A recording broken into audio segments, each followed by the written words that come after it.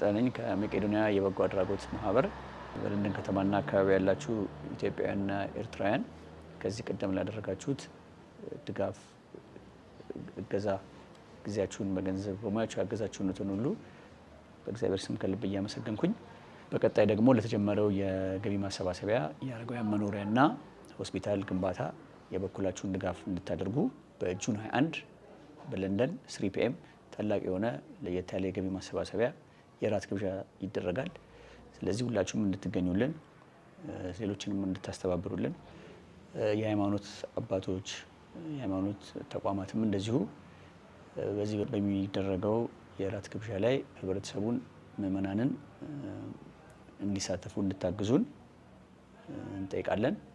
ትኬቶችም ይሸጣሉ።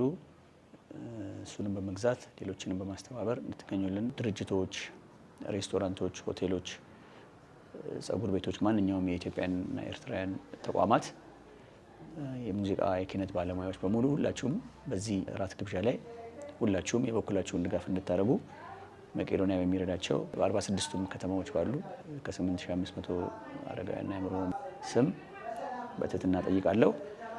ለበለጠ መረጃ ደግሞ ሜሪና ሳሚ ያሉን እነሱ ስልክ ቁጥራቸው 794 632 6182 ነው። ሌላው ደግሞ 745 689 97 73 ነው።